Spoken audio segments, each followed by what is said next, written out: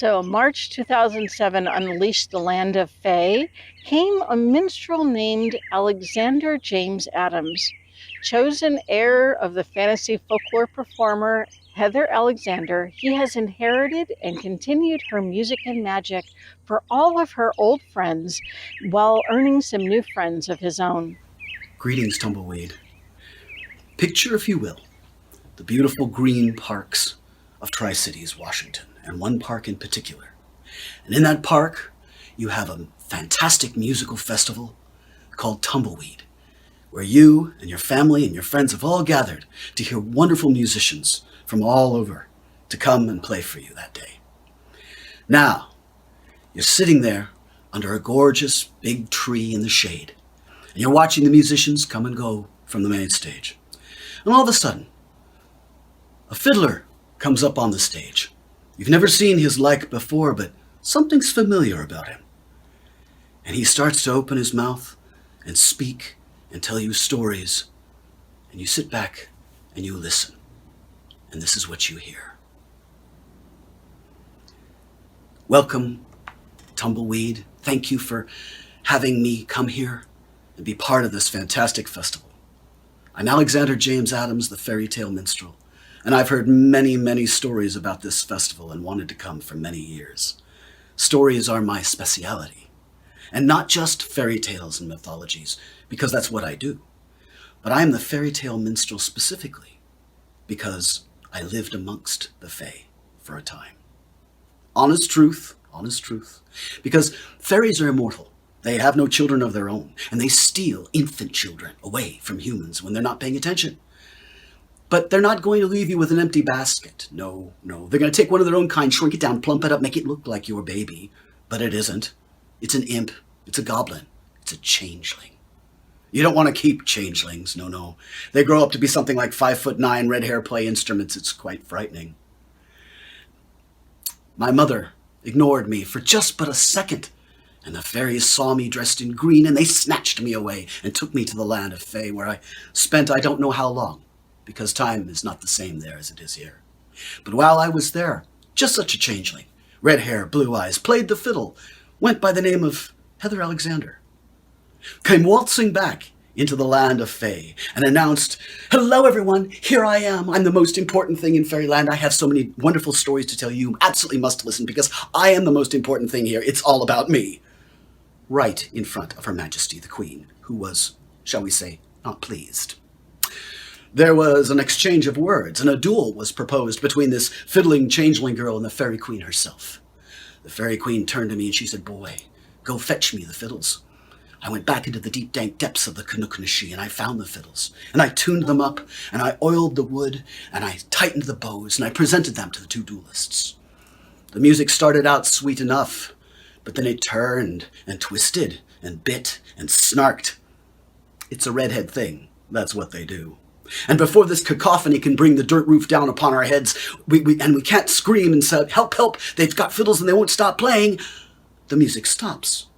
We are left in not but silence. And we have to choose who the winner is because, well, it's a redhead thing and that's what they do. So off she goes again. Yeah. I win. Back to the land of mortals. I watched this happen and I thought, the fairy queen is not such a great fiddler.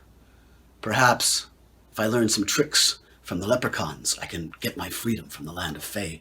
So this is my story. I call it He of the She. You have something similar, I believe. It's called Devil Goes Down to Limerick or something like that.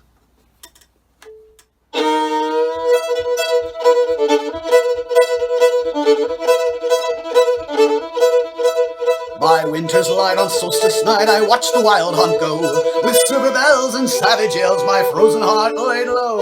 I watched them ride to the mortal side that I never tried to leave. I'd been self-bound to fairyland, forever there to grieve.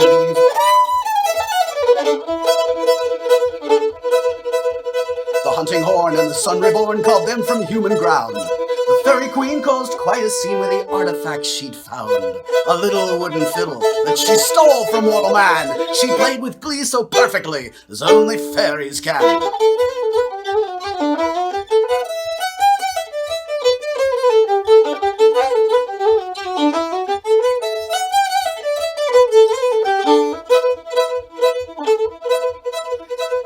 fiddle song before, too long made my whole body shake. For deep inside, no more to hide, my soul is now awake. The fairy chain that bound my pain was shattered by her tune. My frozen heart would break apart, I had to get out soon. Be it carved from out the finest wood, strung with silver string, only mortal trust of fairy dust can make a fiddle sing.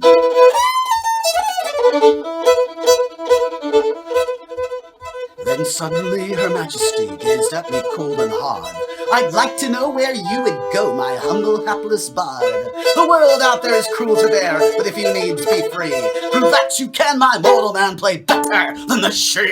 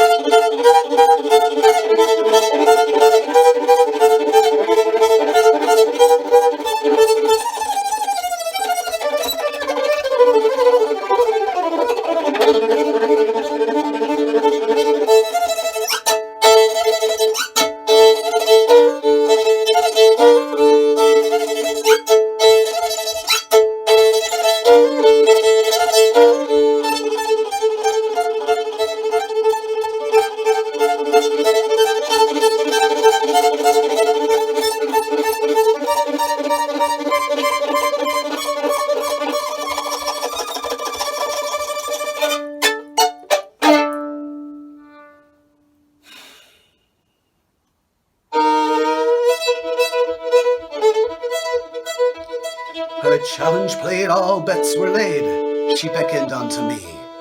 I took the little fiddle and I held it tenderly, remembering a painful thing from which I'd run away.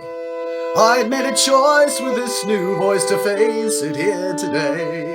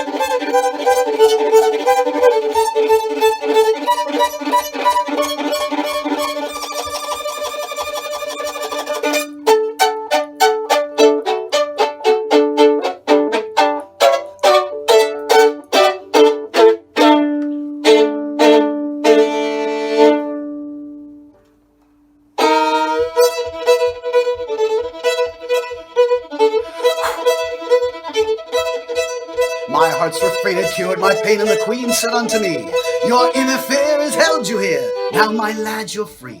This vigilant pride I'll lay aside, it's brought me little joy.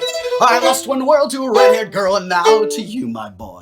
Be it carved from out the finest wood and strung with silver string, only mortal trust of fairy dust can make a fiddle sing. It's carved from out the finest wood and strung with silver string, but only mortal trust of fairy dust can make my fiddle sing.